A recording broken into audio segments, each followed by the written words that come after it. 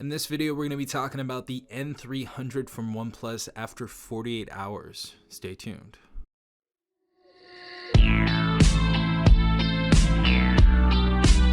Alright everyone, hopefully you guys are having a good day. Hopefully everyone is safe out there. As you guys can see, we have the N300 5G from OnePlus right here. And I just want to go over a few things that I've been noticing about this phone so far, some good, some bad. We are going to get into the pros and cons in another video, and then we are going to actually compare it between the N200 5G, so definitely stay tuned for that.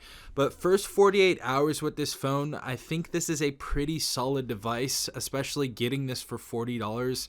If you do port in a number, you guys will be able to get this phone for free. If you open a new number, it's $39.99, and obviously you have to add the taxes and fees and all of that. But so far, I think this phone is actually pretty decent.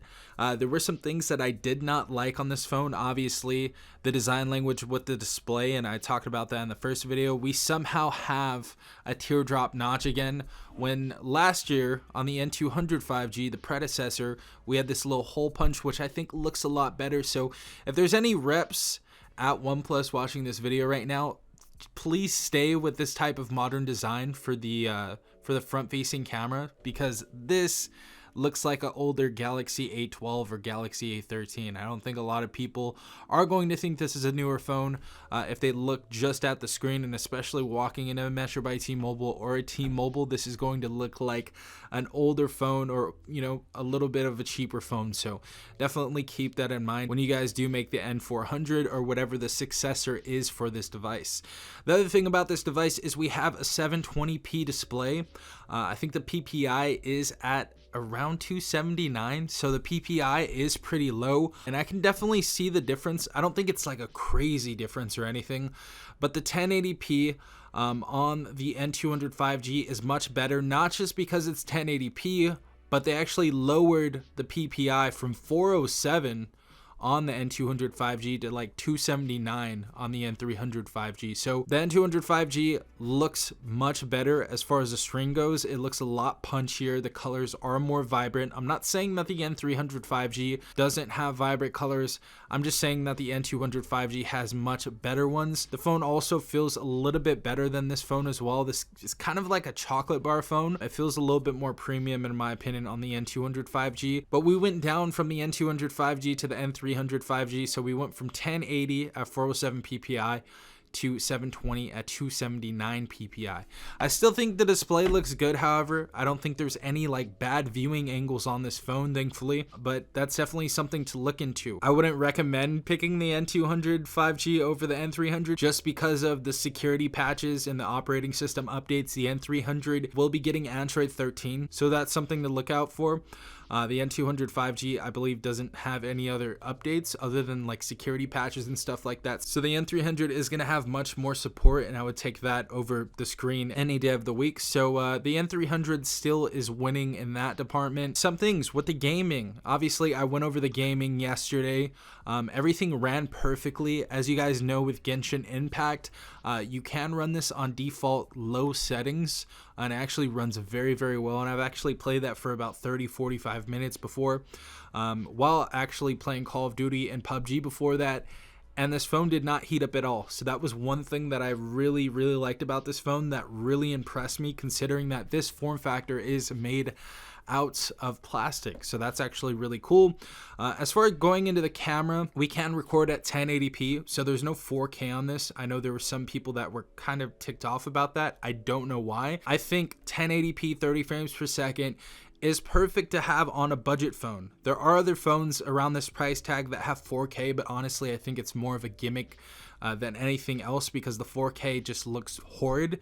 It's super shaky, super laggy, and it's very, very inconsistent. So until we get a better sensor, or you guys have a decent sensor like even the Galaxy A53, where we get a decent amount of stabilization for 60 frames per second and higher resolution, then I think that's not going to be too much of a big deal. I think 1080p 30 frames per second, the full HD default is absolutely perfectly fine, especially for people that are used to budget phones. I think that's perfectly fine. We don't need 1080 60 if it's not good, so don't put 1080 60 in this phone if it sucks, or even 4K. The other thing that I really like on this device is portrait mode. I've actually been getting some really good results with the portrait mode as far as photos, and obviously this is in the studio, so it's not, it's not doing the full test and all of that yet, but we're going to go into the full review on this camera later this week, so definitely stay tuned for that. But I think this camera is definitely no slouch. I think whoever gets this is definitely going to be happy. I don't think I would upgrade from the N200 5G to the N300 just yet. I think I would wait a little bit more. Or maybe get something like the Nokia G400 or something else that's a little bit more highly spec'd. But if you guys are OnePlus fans, I think this would be an appropriate upgrade. I don't think there's too many great improvements other than like the 18 watt to 33 watt. And by the way, that's just super Voke charging. So that's just fast charging. That's not actually going to be warp charging. So for the people that do have more premium devices from OnePlus, you guys do know that, they have that signature warp charging. They're not going to have that on their more budget phones. And I don't think anybody was really looking for that. I think the budget customer knows what they're going to get on a OnePlus device, especially seeing what we got from our last devices. But I honestly like this device so far. I think the RAM management that we get as well, getting to add 3 gigabytes of virtual RAM on this device after restarting, I think that's really cool. I'm going to do a video on that. It does actually improve the device's performance. So really like seeing that so far. Another thing, you guys are going to want to get a case because your hands will get sweaty and they will leave fingerprints on here. However, you can just wipe them off like that, but you guys are definitely going to want to get a case for this phone just to protect it. But I've been having a decent time with this phone so far. I don't think I have too many complaints on this. I think the average person is going to be totally fine with this phone. They're going to be pleased. But in general, this is more of like an entry-level device. We can still play all the AAA titles on this, obviously watch our movies on this, and the viewing angles are not bad at all. Another thing about this phone, just really quick, I know I'm kind of jumping from point to point, but the fingerprint sensor on this phone is actually super quick and very accurate as well. So I was really excited to see that. Another great thing that we have on this is our face unlock, and I'm going to show you how quick that is. Super quick. So that was another feature that I really liked on this. Also, the skin on this is really good as well. So I've been liking the little skin they have over Android on here. Obviously, we have some bloatware on here, which is our Metro applications and stuff. But other than that, we're not going to get any other stuff like that. It's pretty stock. NFC in this device as well. So that's another great thing that we get on here.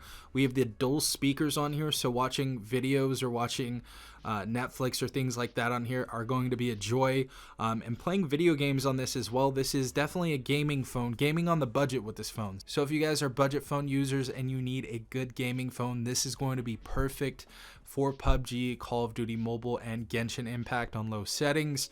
The front facing speaker does actually bang, so it's really loud, and the bass on this is actually really good, so it's much less tinny than I thought, so it still sounds actually pretty premium. But really like this device so far. I don't think there's too many downfalls from the N200 5G.